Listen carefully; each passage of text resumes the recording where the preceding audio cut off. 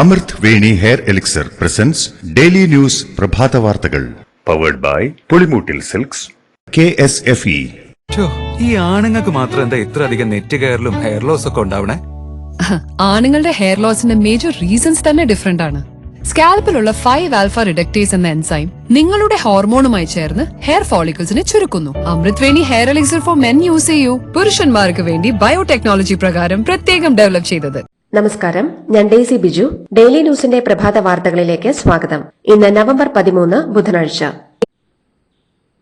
കേരളത്തിൽ ഉപതെരഞ്ഞെടുപ്പ് നടക്കുന്ന വയനാടും ചേലക്കരയും ഇന്ന് വിധിയെഴുതും. രാവിലെ 7 മുതൽ വൈകിട്ട് 6 വരെയാണ് വോട്ടെടുപ്പ്. ലോക്സഭാ തെരഞ്ഞെടുപ്പിൽ വയനാട്ടിലും റായ്ബറേലിയിലും ജയിച്ച രാഹുൽ ഗാന്ധി റായ്ബറേലി നിലനിർത്തുന്നതിനായി വയനാട് ഒഴിഞ്ഞതിനാലാണ് വയനാട്ടിൽ ഉപതെരഞ്ഞെടുപ്പ്. MLA ആയിരുന്ന കെ രാധാകൃഷ്ണൻ ആലത്തൂരിൽ നിന്നും ലോക്സഭയിലേക്ക് ജയിച്ചതുകൊണ്ടാണ് ചേലക്കര പുതിയ MLA തെരഞ്ഞെടുക്കുന്നത്. ചേലക്കര മണ്ഡലത്തിൽ 6ഉം വയനാട്ടിൽ 16 സ്ഥാനാർത്ഥികളുമാണ് മത്സരരംഗത്തുള്ളത്. പ്രിയങ്ക ഗാന്ധി ആദ്യമായി ജനവിധി തേടുന്ന വയനാട് ലോക്സഭാ മണ്ഡലത്തിൽ ആകെ 14,71,742 വോട്ടർമാരാണ് ഉള്ളത്. CPIയുടെ സത്യൻ മൊകേരിയാണ് LDF സ്ഥാനാർത്ഥി. BJPയുടെ നവ്യ ഹരിദാസാണ് BJP സ്ഥാനാർത്ഥി. 3,64,422 വോട്ടിന്റെ ഭൂരിപക്ഷത്തിലാണ് രാഹുൽ ഗാന്ധി വയനാട്ടിൽ നിന്നും തെരഞ്ഞെടുക്കപ്പെട്ടത്. ചേലക്കര നിയോജക മണ്ഡലത്തിൽ ആകെ 2,13,103 വോട്ടർമാരാണ് ഉള്ളത്. ചേലക്കര നിയോജക മണ്ഡലത്തിൽ LDFനായി UR പ്രദീപും UDFനായി രമ്യ ഹരിദാസും NDAയ്ക്കായി ബാലകൃഷ്ണനും രംഗത്തുണ്ട്. PV അൻവറിന്റെ DMKയുടെ NK സുധീറും മത്സരരംഗത്തുണ്ട്. 2021 നിയമസഭാ തെരഞ്ഞെടുപ്പിൽ 39,400 വോട്ടിന്റെ ഭൂരിപക്ഷത്തിലാണ് LDF സ്ഥാനാർത്ഥി കെ രാധാകൃഷ്ണൻ ഇവിടെ നിന്നും ജയിച്ചത്. കേരളത്തിനൊപ്പം വിവിധ സംസ്ഥാനങ്ങളിലായി ഉപതെരഞ്ഞെടുപ്പ് നടക്കുന്ന 32 നിയമസഭാ മണ്ഡലങ്ങളിലും ഇന്ന് വോട്ടെടുപ്പ്.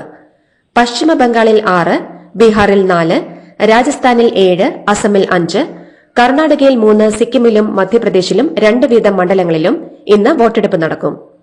ഛത്തീസ്ഗഡ്, ഗുജറാത്ത്, മേഘാലയ സംസ്ഥാനങ്ങളിൽ ഓരോ മണ്ഡലങ്ങളിലും ഇന്നാണ് വോട്ടെടുപ്പ്. വീറും വാശിയും നിറഞ്ഞ പ്രചാരണത്തിനൊടുവിൽ ജാർഖണ്ഡിലെ ആദ്യഘട്ട വോട്ടെടുപ്പും ഇന്ന്. സംസ്ഥാനത്തെ ആകെ 81 സീറ്റിൽ 43 ഇന്ന് വോട്ടെടുപ്പ് നടക്കും. വഖഫ് ബിൽ വിഷയത്തിൽ കടുത്ത നിലപാടുമായി കേന്ദ്ര സർക്കാർ. വഖഫ് ഭേദഗതി ബിൽ BJP സർക്കാർ പാസാക്കുമെന്നും തങ്ങളെ തടയാൻ ആർക്കും കഴിയില്ലെന്നും കേന്ദ്ര ആഭ്യന്തരമന്ത്രി അമിത്ഷാ വ്യക്തമാക്കി. വഖഫ് നിയമം ഭേദഗതി ചെയ്യാനും ബോർഡിന്റെ ഘടനയിൽ മാറ്റം വരുത്താനും സമയമായെന്നും അദ്ദേഹം പറഞ്ഞു.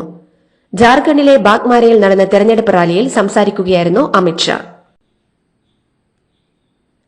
കേരളത്തിന്റെ സമാധാന അന്തരീക്ഷം തകർക്കാനുള്ള കൊട്ടേഷൻ ചിലർ ഏറ്റെടുത്തിരിക്കുകയാണെന്നും ഉത്തരേന്ത്യയിലേതുപോലെ കേരളത്തിൽ സാമുദായിക സംഘർഷം ഉണ്ടാക്കി രാഷ്ട്രീയ മുതലെടുപ്പ് നടത്തുകയാണ് BJPയുടെ ലക്ഷ്യമെന്നും AICC general secretary KC Venugopal. Munambam വിഷയത്തിൽ സർക്കാർ ശാശ്വത പരിഹാരം കാണണമെന്നും വർഗീയ ശക്തികൾ കലക്കവെള്ളത്തിൽ മീൻ പിടിക്കാൻ ശ്രമിക്കുമ്പോൾ അതിനുള്ള സൌകര്യമാണ് സംസ്ഥാന സർക്കാർ ചെയ്യുന്നതെന്നും കുടിയിറക്കൽ ഭീഷണി നേരിടുന്ന അന്തേവാസികളുടെ ആശങ്ക പരിഹരിക്കുന്നതിൽ സർക്കാർ മനഃപൂർവ്വമായ കാലതാമസം വരുത്തിയെന്നും വേണുഗോപാൽ കുറ്റപ്പെടുത്തി. വയനാട്ടിലെ UDF സ്ഥാനാർത്ഥി പ്രിയങ്ക ഗാന്ധിക്കെതിരെ തെരഞ്ഞെടുപ്പ് കമ്മീഷന് പരാതി. ആരാധനാലയവും മതചിഹ്നങ്ങളും പ്രചാരണത്തിന് ഉപയോഗിച്ചെന്നാണ് പരാതി. LDF ആണ് പ്രിയങ്ക ഗാന്ധിക്കെതിരെ പരാതി നൽകിയിരിക്കുന്നത്. വൈദികരുടെ സാന്നിധ്യത്തിൽ പ്രാർത്ഥന നടത്തുന്നതിന്റെ വീഡിയോ പ്രചരിപ്പിച്ചുവെന്നും ആരാധനാലയത്തിനുള്ളിൽ വിശ്വാസികളോട് വോട്ട് അഭ്യർത്ഥിച്ചെന്നും വോട്ടിനായി മതചിഹ്നം ദുരുപയോഗിച്ചെന്നും ചൂണ്ടിക്കാട്ടിയാണ് പരാതി നൽകിയിരിക്കുന്നത്. സഹോദരിയും കോൺഗ്രസ് ദേശീയ ജനറൽ സെക്രട്ടറിയുമായ പ്രിയങ്ക ഗാന്ധിയുടെ പ്രചാരണത്തിനെത്തിയപ്പോൾ വയനാട്ടിൽ സിപ്പ് ലൈനിൽ കയറിയ വീഡിയോ തന്റെ യൂട്യൂബ് ചാനലിൽ പങ്കുവച്ച് ലോക്സഭാ പ്രതിപക്ഷ നേതാവ് രാഹുൽ ഗാന്ധി. കാരാപ്പുഴയിലെ അഡ്വഞ്ചർ പാർക്കിലെ സിപ്പ് ലൈനിലാണ് രാഹുൽ കയറിയത്. വയനാട്ടിൽ ഒരു പ്രശ്നവുമില്ലെന്നും വയനാട്ടിലേക്ക് സഞ്ചാരികൾ വരണമെന്നും വയനാട് സുരക്ഷിതമെന്നും പറഞ്ഞ രാഹുൽ ഉരുൾപൊട്ടൽ ചെറിയ ഭാഗത്തെ മാത്രമാണ് ബാധിച്ചതെന്നും അതിന്റെ പേരിൽ ടൂറിസം മേഖല തകരാൻ പാടില്ലെന്നും വ്യക്തമാക്കി. വയനാട് വളരെ മനോഹരമാണെന്നും ആളുകൾ വരണമെന്നും ഇഷ്ടമാവുമെന്നും രാഹുലിനൊപ്പമുണ്ടായിരുന്ന പ്രിയങ്ക ഗാന്ധിയും കൂട്ടിച്ചേർത്തു. പരസ്യപ്രചാരണം കഴിഞ്ഞിട്ടും LDF നേതാക്കൾ ചേലക്കര മണ്ഡലത്തിന്റെ പരിധിയിൽ അനധികൃതമായി താമസിക്കുന്നുവെന്ന് കോൺഗ്രസിന്റെ പരാതി. ജില്ലാ പോലീസ് മേധാവിക്കും കളക്ടർക്കുമാണ് പരാതി നൽകിയിരിക്കുന്നത്. മണ്ഡലത്തിൽ താമസിക്കുന്ന നേതാക്കളെ കസ്റ്റഡിയിലെടുത്ത് മണ്ഡലത്തിന് പുറത്താക്കണമെന്നും പരാതിയിൽ ആവശ്യപ്പെടുന്നു. ചേലക്കരയിൽ പോലീസ് വിലക്ക് ലംഘിച്ച് വാർത്താ സമ്മേളനം നടത്തിയ PV അൻവറിനെതിരെ കേസെടുക്കാൻ നിർദ്ദേശം. തൃശൂർ ജില്ലാ കളക്ടർ അർജുൻ പാണ്ഡ്യനാണ് റിട്ടേണിംഗ് ഓഫീസർക്ക് കേസെടുക്കാൻ നിർദ്ദേശം നൽകിയത്. തെരഞ്ഞെടുപ്പ് പെരുമാറ്റച്ചട്ടം ലംഘിച്ചുവെന്ന് ചൂണ്ടിക്കാട്ടിയാണ് നടപടി. കേരള സർവകലാശാല ഇന്ന് നടത്താനിരുന്ന മുഴുവൻ പരീക്ഷകളും ഉപതെരഞ്ഞെടുപ്പ് പ്രമാണിച്ച് മാറ്റിവെച്ചു. തിയറി, പ്രാക്ടിക്കൽ പരീക്ഷകൾ ഉൾപ്പെടെയാണ് മാറ്റിവെച്ചിരിക്കുന്നത്. പുതുക്കിയ തീയതികൾ സർവകലാശാല വെബ്സൈറ്റിൽ പ്രസിദ്ധീകരിച്ചിട്ടുണ്ട്.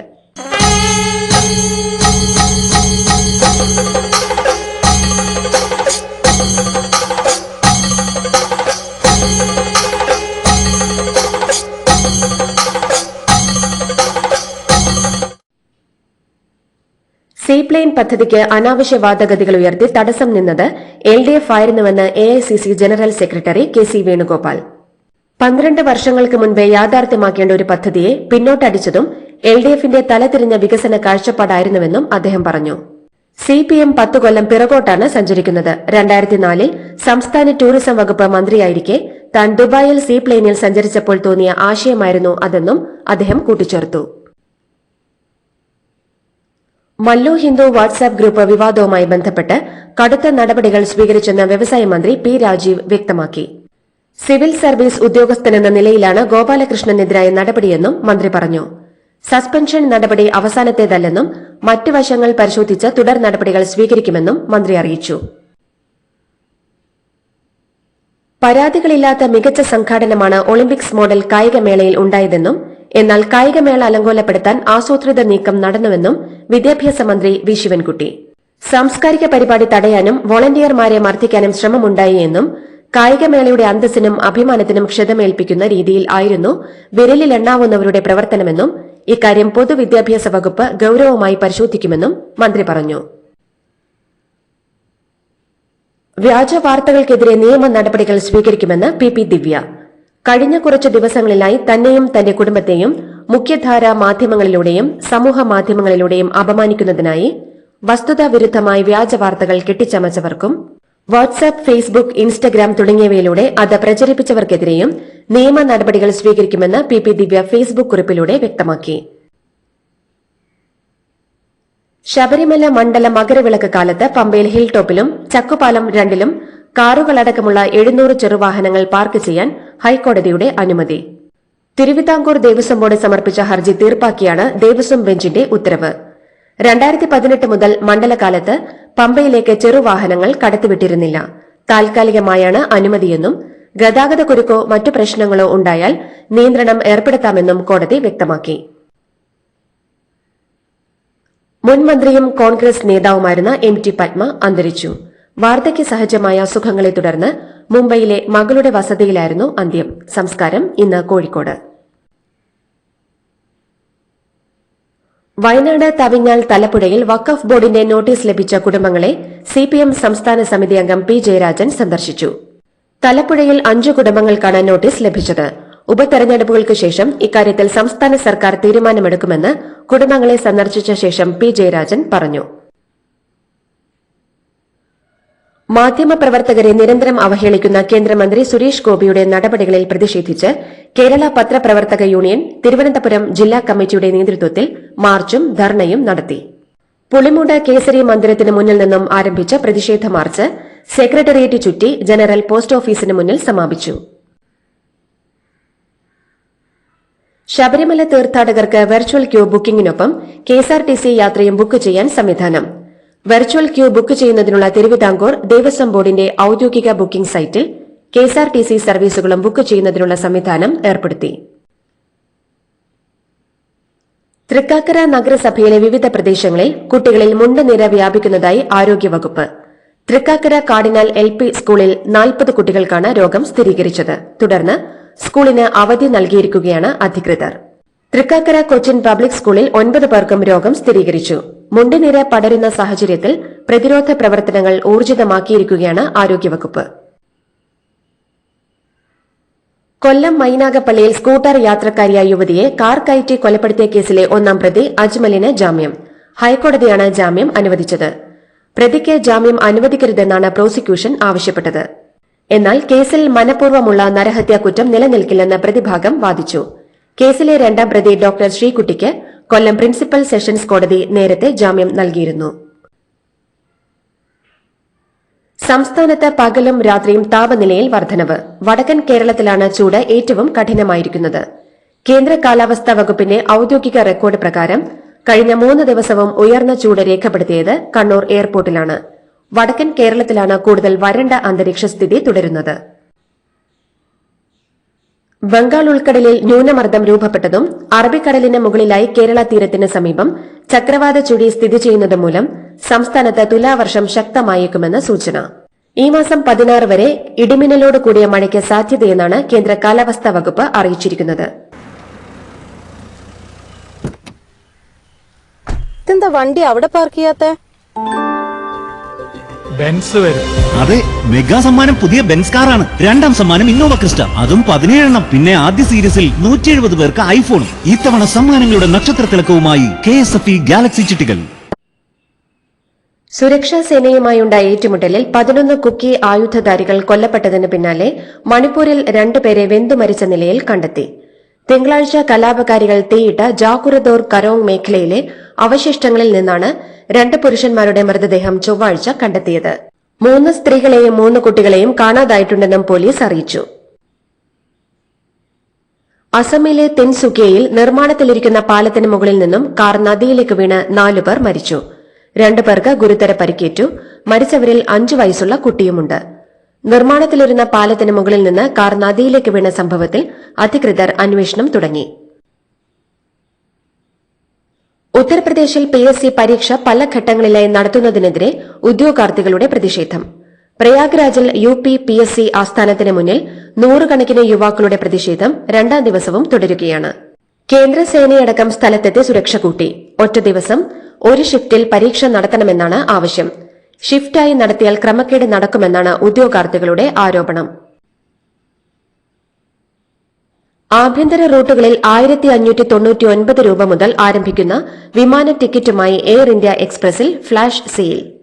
ഈ മാസം 19 മുതൽ 2025 ഏപ്രിൽ 30 വരെയുള്ള യാത്രകൾക്കായി 13ാം തീയതി വരെ ബുക്ക് ചെയ്യുന്ന ടിക്കറ്റുകളാണ് 1599 രൂപ മുതലുള്ള ഓഫർ നിരക്കിൽ ലഭിക്കുക.